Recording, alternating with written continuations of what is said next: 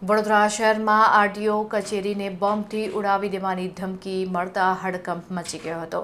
ત્યારે આ ધમકીને પગલે આરટીઓ કચેરી ઉપર પોલીસ કાફલો સાથે જ બોમ્બ સ્ક્વોડ અને ડોગ સ્ક્વોડ આવી જઈને વધુ તપાસ હાથ ધરવામાં આવી હતી। આ ઘટનાની જાણ થતાં સ્થાનિક પોલીસ સાથે બોમ્બ અને ડોગ સ્ક્વોડની ટીમ તેમજ ઉચ્ચ અધિકારીઓનો કાફલો ઘટના સ્થળ ઉપર દોડી આવ્યો હતો। સુરક્ષાના પગલારૂપે આરટીઓ કચેરીમાં હાજર તમામ કર્મચારીઓ અને કામસર આવેલા લોકોને તરત જ બહાર કાઢવામાં આવ્યા હતા। ત્યારબાદ સમગ્ર કચેરી પરિસરમાં ચુસ્ત ચેકિંગ હાથ ધરવામાં આવ્યું હતું। બોમ્બ સ્ક્વોડ દ્વારા દરેક ખૂણાની સઘન તપાસ કરવામાં આવી રહી હતી, જેથી કોઈપણ શંકાસ્પદ વસ્તુ મળી આવે તો તાત્કાલિક કાર્યવાહી કરી શકાય। આ ઘટનાને કારણે આરટીઓ કચેરીના કર્મચારીઓ તેમજ કામસર આવેલા લોકોમાં ભારે ગભરાટ ફેલાયો હતો। ઉપરાંત આસપાસના વિસ્તારોમાં રહેતા સ્થાનિક લોકોમાં પણ ભયનો માહોલ જોવા મળ્યો હતો।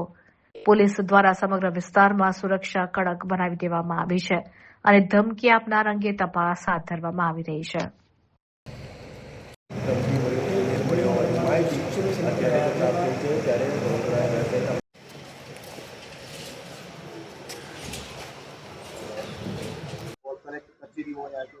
જે મેલ આવ્યા છે એનું તપાસ ચાલી રહી છે। અગાઉ પણ જે મારા બાબાનું પરમનન્ટ લાયસન્સની એપોઇન્ટમેન્ટ લીધી હતી સ્લોટ પ્રમાણે, તો ટાઈમના એક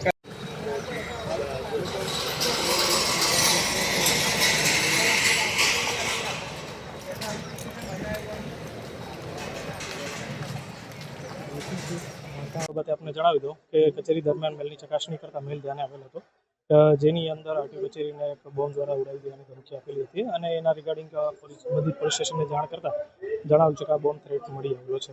અને એટલે કે આ બોમ્બને કોઈ પ્રકારનો એવી કોઈ પણ માહિતી અત્યારે કચેરી દ્વારા મળેલી નથી અને હાલ જે છે પોલીસ ડિપાર્ટમેન્ટ દ્વારા કાર્યવાહી કરી અને ક્લિયરન્સ આપી આગળની કાર્યવાહી કરવામાં આવશે। મેલમાં શું ઉલ્લેખ કર્યો છે? મેલની અંદર જે જણાવેલું છે કે બોમ્બ દ્વારા આરટીઓ કચેરીના જે અરજદાર છે કે એની ઉપર કાર્યવાહી કરવામાં આવશે એવું જણાવેલું હતું। હાલ જે આગળની કાર્યવાહી હતી પોલીસ ડિપાર્ટમેન્ટ દ્વારા કાર્યવાહી સાહેબ, આજે જેની અપોઇન્ટમેન્ટ હતી એ લોકો માટે શું વ્યવસ્થા આવતીકાલ કે પછી જી જરૂર ચોક્કસ જેમને આજે લાસ્ટ ડે છે તેમને તમામને પોલીસ ક્લિયરન્સ દ્વારા એક્સેપ્ટ કરી લેવામાં આવશે અને બાકીના જે અરજદાર છે એમની અપોઇન્ટમેન્ટ પણ રિશેડ્યુલ કરવામાં આવશે। બિલકુલ શહેર પોલીસની તમામ ટીમો, સ્થાનિક પોલીસ, ક્રાઇમ બ્રાન્ચ, એસઓજી, તમામ ટીમ, સાયબરની ટીમ અહીંયા પહોંચી ગયેલ અને આરટીઓનું તમામ ઓફિસીસ, કચેરી, તમામ ફ્લોરનું ચેકિંગ હાલ ચાલુ છે। અત્યાર સુધી કંઈ પણ વાંધાજનક મળી આવેલ નથી। સર, મેલમાં શું ઉલ્લેખ કર્યો છે? આરટીઓ કચેરીને ઝેરી ગેસના બોમ્બથી ઉડાવવાની ધમકી મળેલ છે, જેની બીડીડીએસ ટીમો દ્વારા હાલ ચેકિંગ ચાલુ છે। કેટલા વાગે ઉડાવી દો છે? કેટલા વાગે આ કેટલી મેલ આપે છે?